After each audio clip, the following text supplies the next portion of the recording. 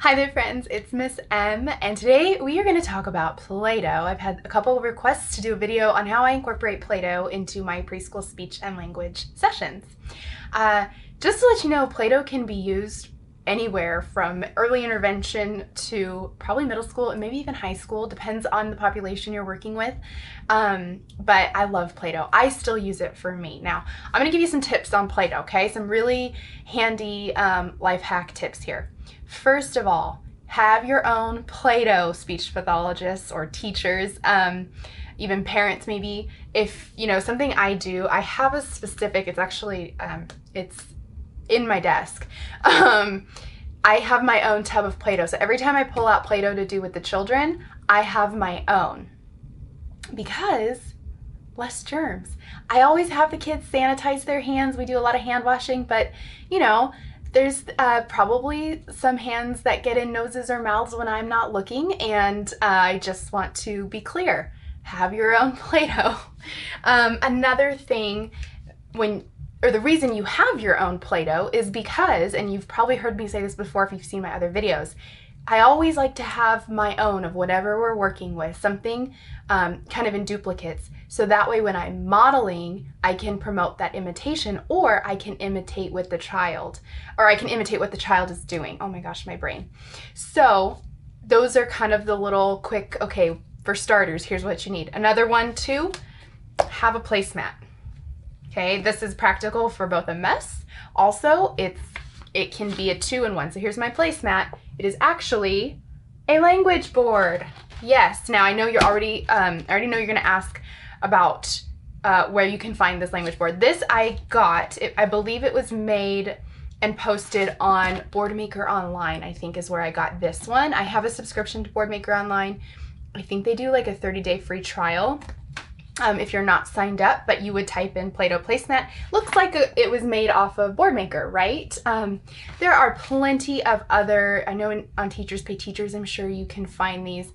I will link this one if you want to make your own. I'll link a picture of it so you can make your own, but I definitely don't want to take away from the creator of this, which it doesn't have a name, but they're really easy to make on Boardmaker or whatever. So there you go, SLPs. You know how to do those visual things.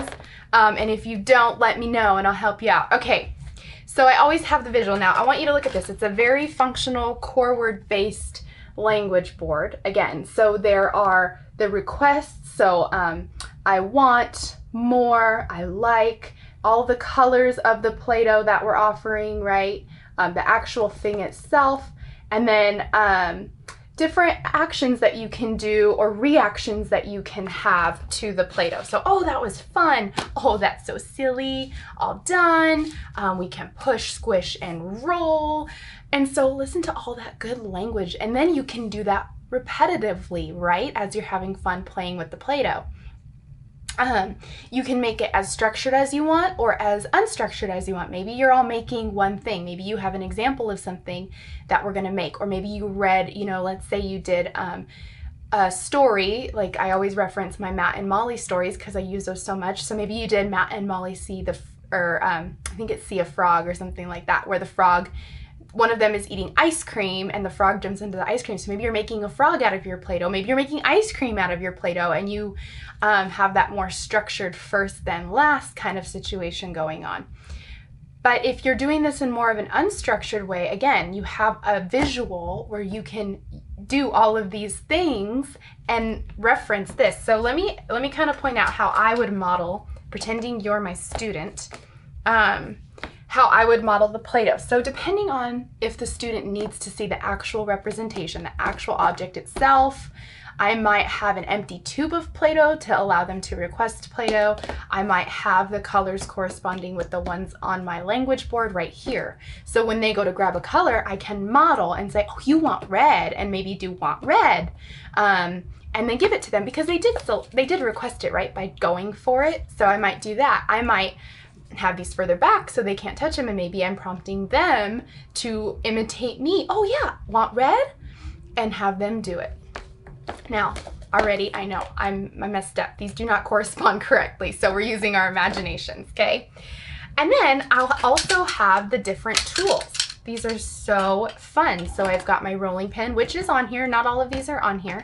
I don't have scissors on here, but we do have like a pizza cutter type of thing to cut. So that might be something that I have out to say, oh yeah, we're gonna use, you know, I would just call this a pizza cutter because that's what they would see and like their mom or dad use at home that looks like this. I wouldn't want to say this is scissors, right? So we use this to cut. Yeah, I want to cut. Oh, I need the cutter. That works, right? The pizza cutter. And then all the different things. Now this one has cookie cutters on there. I do always have cookie cutters. I didn't bring any, but I always, you can find them at like the 99-cent store or the Dollar Tree, just the little plastic cookie cutters. They're so fun because they have all kinds of different shapes. They have stars, there's different animals.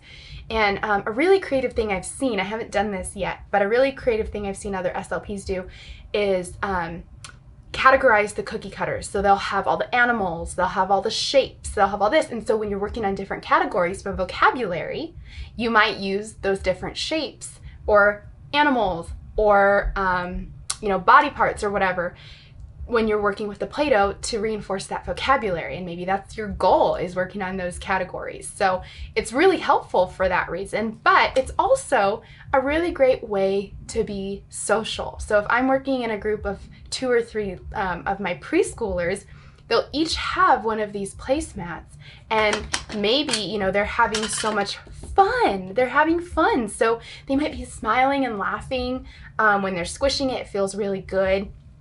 So we might say, oh, you know, Johnny, you're having fun. I'm having fun too. Oh, you know, Sally's having fun. She's smiling, and things like that, and modeling that language. And that's why I love having these visuals, because I can point to it. And so it's, you know, I always say use your hands when you're talking, and this is just another way of reinforcing what is going on and adding in that language through my spoken words, but also through this visual, which is so, so helpful for developing those early language skills, having that visual aspect. So I always have this Play-Doh placemat. And again, when we're done and we clean up and the little kids leave the little Play-Doh pieces sometimes because they can't get it all into the tubs, which is fine, it's quick and easy to swipe into the trash. So it doesn't get in my carpet most of the time. I did have a really bad kinetic sand incident, which is why I don't always use kinetic sand. Even with cookie trays, it doesn't always work. And that's another idea. Cookie trays with the Play-Doh to keep it all really like in. Those are just some of our, you know, those of us that like to keep things clean and have a hard time when they're not. Just ways to do it without, you know, stressing yourself out. All right, so, I mean, that's really how I would utilize something like this and build that language in. You know, if we're looking at, there's some beautiful action words that you can use, and there's more. This is just a snippet, I'm sure. But, you know, if you're rolling, squishing, pushing, while the child is doing it, let's say they didn't say that they're doing it by using the visual or spoken words, but maybe that's what they're doing. This is something that you can, sorry, I keep trying to multitask. Model after them. Oh my goodness, I can't get this out. Okay, so if they're rolling, you would start saying, oh, we roll. That's right, we roll. And maybe they start pushing and you're like, oh, push, okay. And you imitate what they're doing to build that attention and that joint attention, really, because you can focus on the Play-Doh and each other. So there's your triangle right there. All right, I think that's it. I think we're all done, you know. I'm gonna go ahead and model that for you. We're all done with this video. But if you have any questions, feel free to reach out to me. I'd love to, you know, be able to suggest more ways to incorporate Play-Doh into language. Again, I love it when we're working on different vocabulary, because then I might pull out the cookie cutters that I do have, or we might just get real creative and make, you know, if we're working on animals, we might try to make the animals. I've seen really cute ways to do it for holiday themes, especially with Christmas cookie cutters. So just a lot of different ways to build in that vocabulary, to work with the visuals that you already have, and work on those social skills too. All right, friends, thank you so much for watching. I will see you next time. Bye.